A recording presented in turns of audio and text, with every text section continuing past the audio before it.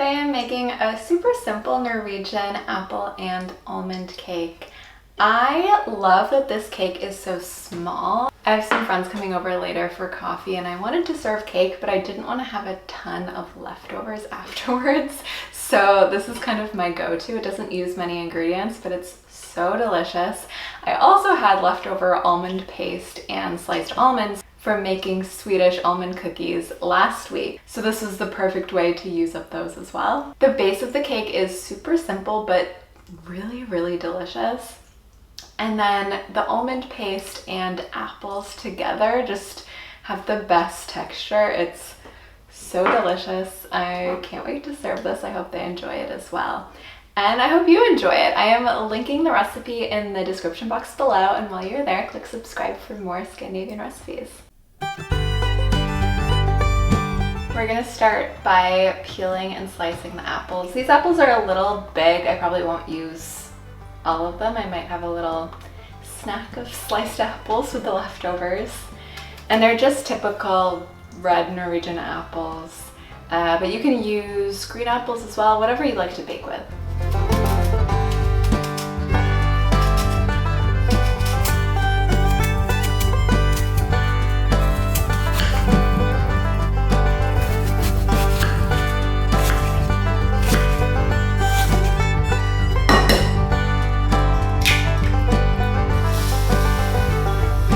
This is a very simple cake batter with just egg, sugar, flour, and butter. And it's also quite a small amount of cake batter because, I mean, this is a small cake and we're just having a thin layer of cake batter at the bottom of the cake.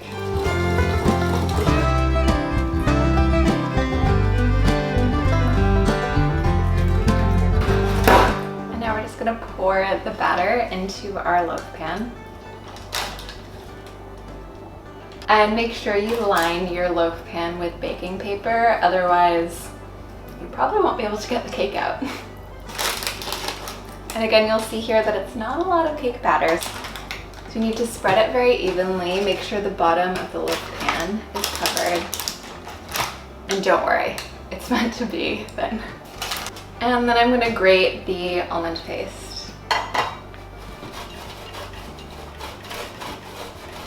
You could also chop up the almond paste. I just find it easier to grate it, and then you get really small bits. And then I'm just gonna add the almond paste as evenly as possible to the cake batter.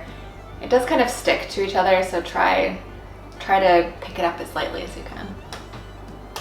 And it's okay if it's kind of clumpy.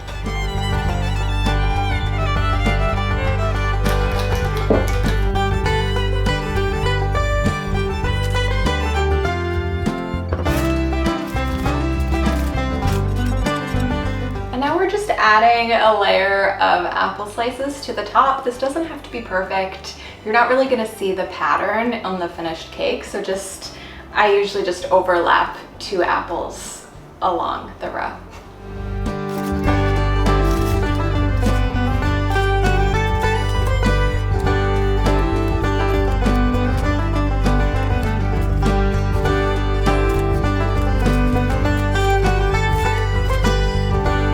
Cover the apples with cinnamon and brown sugar, and then top it all with sliced almonds.